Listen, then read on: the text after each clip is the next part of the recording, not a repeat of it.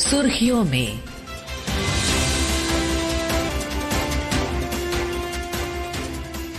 ये आकाशवाणी है। प्रस्तुत है कार्यक्रम सुर्खियों में। इसके अंतर्गत सुनिए प्रधानमंत्री की ओडिशा यात्रा और कई विकास परियोजनाओं के शुभारंभ पर चर्चा। इसमें भाग ले रहे हैं राजनीतिक विश्लेषक शेखर अय्यर। कार्यक्रम का संचालन कर रहे हैं वैभव जे श्रीवास्तव। आज प्रधानमंत्री नरेंद्र मोदी जी ने ओडिशा से देश को और देशवासियों को कई विकास कार्य और परियोजनाएं समर्पित की। इन परियोजनाओं की कुल लागत 50,000 करोड़ रुपए से ज्यादा है और इन परियोजनाओं के लागू होने के बाद देश सामाजिक और आर्थिक रूप से और ज्यादा मजबूत होगा। इन परियोजनाओं की महत्वता क्या है और कितनी दूर दराज तक ये दृष्टि फैली हुई है, जिससे भारत को आर्थिक तौर पर मजबूत करने की कोशिश की जा रही है भारत सरकार द्वारा। इन मुद्दों पर जरूरी चर्चा करने के लिए आज हमारे बीच एक खास मेहमान मौजूद हैं। आकाशवाणी के स्टूडियोज में मैं स्वागत करता हूं राजनीतिक विश्लेषक शेखर अय्यर जी का। शेखर जी, स्वागत है। नमस्कार वैभव जी।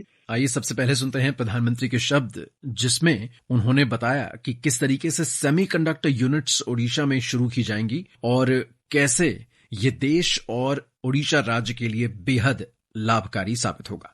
केंद्र सरकार ने हाल में ही ओडिशा के लिए 2 सेमीकंडक्टर यूनिट की मंजूरी दी है। पहले कोई सोच भी नहीं सकता था कि सेमीकंडक्टर जैसी आज की दुनिया की लेटेस्ट टेक्नोलॉजी वाली इंडस्ट्री कभी असम में लग सकती है, कभी उड़ीसा में लग सकती है, लेकिन यहाँ के नौजवानों का सामर्थ्य है कि आज ऐसी ऐसी इंडस्ट्री आपके यहाँ आ रही है। चिप बनाने के लिए ओडिशा में सेमीकंडक्टर पार्क भी बनने जा रहा है। सेमीकंडक्टर पार्क की चर्चा की प्रधानमंत्री ने और साथ ही साथ उन्होंने कहा कि ये युवाओं का सामर्थ्य है, जिस वजह से असम और ओडिशा में इस तरीके की इंडस्ट्री सेटअप हो रही है। क्या कहेंगे आप शेखर जी? बिल्कुल, देखिए, एक सेमीकंडक्टर की जो प्राथमिकता इस सरकार ने पिछले 5 साल से मैं कह सकता हूं कि इस पर बहुत जोर दे रहे हैं और साथ में सेमीकंडक्टर की डेवलपमेंट को आत्मनिर्भर भारत के साथ इस प्रोजेक्ट को जोड़ा गया है। अभी आपने देखा होगा भारत में पहली सेमीकंडक्टर की एक चिप, तो इसके बाद अभी लगातार जो अति पिछड़े इलाके हैं वहां पे सेमीकंडक्टर फैक्ट्रीज खोले जा रहे हैं। और ये जो यूनिट्स आज जिसका अनाउंसमेंट हुआ है वो उड़ीसा के लिए है। देखिए, आज सेमीकंडक्टर माना जाता है एक से फ्रंटियर टेक्नोलॉजी है जी। तो इस फ्रंटियर टेक्नोलॉजी में भारत को अपने पैर पर खड़े होना है, अपना स्वयं अपना टेक्नोलॉजी डेवलप करके आगे बढ़ना है। एक फ्रंटियर टेक्नोलॉजी, एक भविष्य से जुड़ी हुई टेक्नोलॉजी, जिसके जरिए भारत के हर एक कोने और हर एक नागरिक को लाभ पहुंचाने की कोशिश कर रही है सरकार। आइए सुनते हैं प्रधानमंत्री के शब्द, जिसमें वो जहाज बनाने की क्षमता यानी शिप बिल्डिंग कैपेसिटी के बारे में बात कर रहे हैं और बता रहे हैं कि किसी भी देश के लिए कितना जरूरी है कि शिप बिल्डिंग क्षमता होनी चाहिए। जो भी देश आर्थिक रूप से सशक्त होना चाहता है वो शिप बिल्डिंग पर बहुत बल देता है। व्यापार हो, टेक्नोलॉजी हो या फिर देश की सुरक्षा, शिप बिल्डिंग से हर जगह फायदा होता है। अपने जहाज होंगे तो संकट के समय दुनिया के साथ आयात निर्यात में रुकावट नहीं आएगी। इसलिए बीजेपी की हमारी सरकार ने एक बहुत बड़ा कदम उठाया है। हमने देश में शिप बिल्डिंग के लिए 70,000 करोड़ रुपए का पैकेज मंजूर किया है। इससे भारत में 4.5 लाख करोड़ रुपए का निवेश आएगा। प्रधानमंत्री के शब्दों से बहुत दूर की सोच समझ में आती है कि शिप बिल्डिंग यानी जहाज बनाने की जो क्षमता है वो न केवल रक्षा के क्षेत्र में बल्कि व्यापार के क्षेत्र में भी बेहद कारगर साबित होगी और साथ ही साथ 70,000 करोड़ रुपए का जो लागत है उससे सरकार की उम्मीद है कि 4.5 लाख करोड़ रुपए से ज्यादा का निवेश भारत में आएगा और इससे कहीं ज्यादा नौकरियों की उत्पत्ति होगी। क्या कहेंगे आप शेखर जी इस बारे में?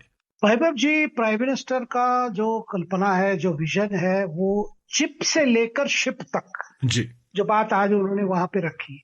इस चिप का मतलब अभी सेमीकंडक्टर चिप की हमने बात की, जो आपके टेलीफोन से लेकर टेलीविजन, आपके फ्रिज में, कंप्यूटर में, गाड़ियों में जो चीजें लगती है। और दूसरी है शिप बिल्डिंग यानी जहाज बनाने का जो क्षमता।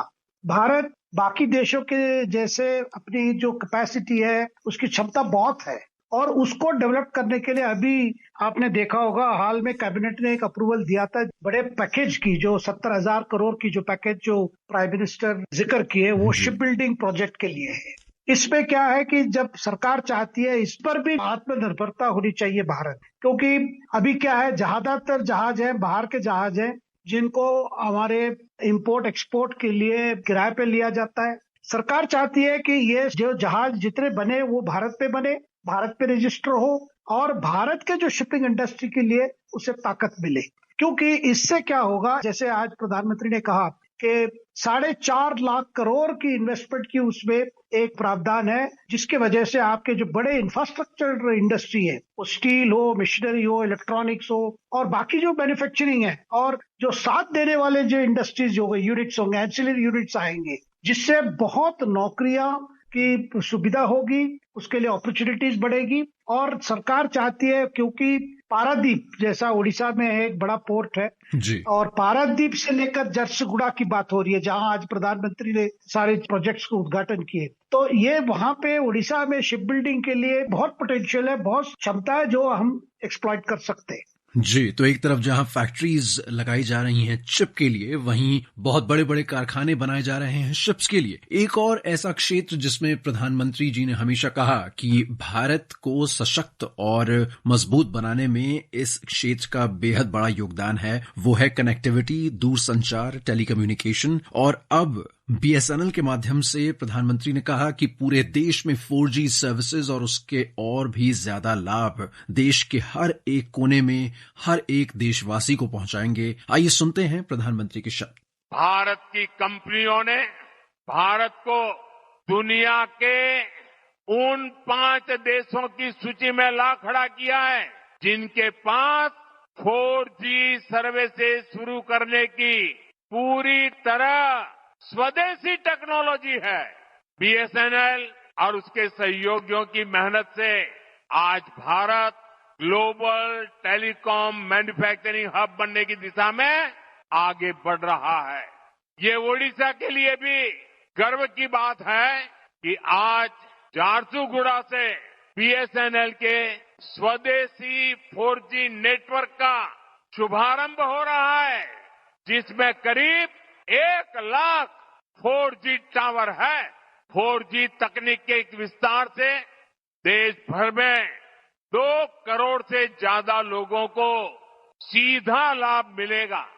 करीब 30,000 ऐसे गांव जहां हाई स्पीड इंटरनेट सुविधा नहीं थी, वहां भी अब ये सुविधा मिलने जा रही है।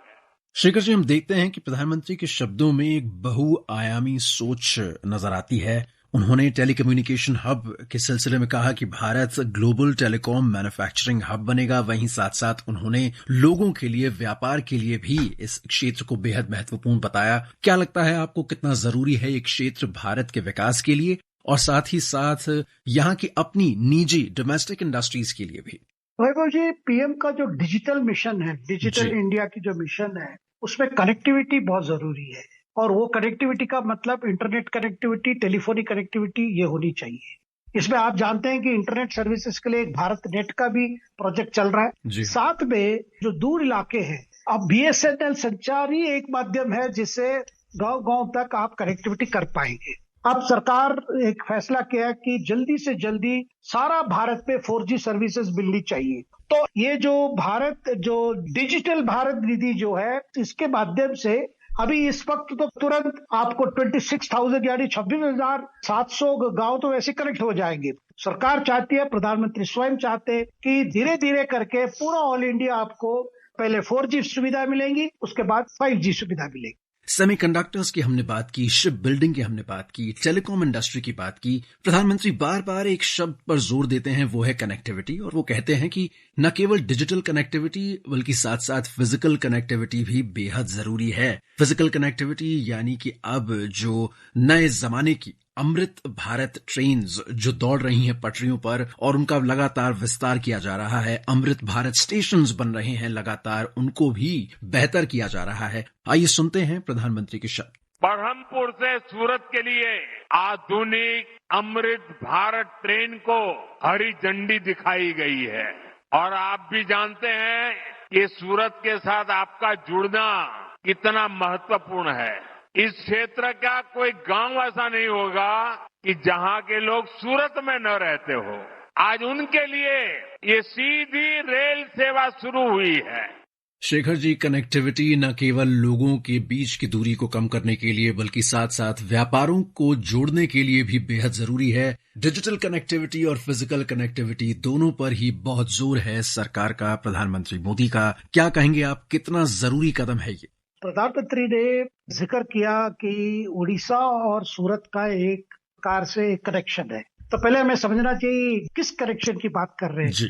देखिए, उड़ीसा के बहुत लोग सूरत के डायमंड इंडस्ट्री और टेक्सटाइल इंडस्ट्री में काम करते हैं। जी बिल्कुल। और उनके लिए एक सुपर कनेक्टिविटी जो बन जाएगी और ये सुविधा से जो नया अमृत भारत एक्सप्रेस जो है, ये अच्छे क्वालिटी के रेलवे कोचेस जो बन रहे हैं, जो स्लीपर क्लास है, पूरा जो वर्कर्स है, जो उड़ीसा के वर्कर्स वहां काम करते हैं गुजरात में, उनके लिए एक बड़ी सुविधा होगी। और एक प्रकार से ये इकोनॉमी, सूरत की इकोनॉमी और उड़ीसा के जो गांव के इकोनॉमी है, खास करके बरहमपुर या ब्रह्मपुर जो गंजाम जिला में है, ये बढ़ेगी। और ट्रेन सर्विसेज की बहुत जरूरत है, जिसको आज प्राइम मिनिस्टर ने उद्घाटन किया है। जी बिल्कुल, बहुत जरूरी है इन सब इंडस्ट्रीज का फलना फूलना। और साथ ही साथ ये भी जरूरी है कि सरकार, केंद्र सरकार और राज्य सरकार दोनों साथ में मिलकर, ये डबल इंजन की सरकारें जमीनी स्तर पर लोगों के लिए काम करें। प्रधानमंत्री आवास योजना के तहत 4 करोड़ घर देशवासियों को पहले ही समर्पित हो चुके हैं और अब प्रधानमंत्री जी ने कहा कि 50,000 और घर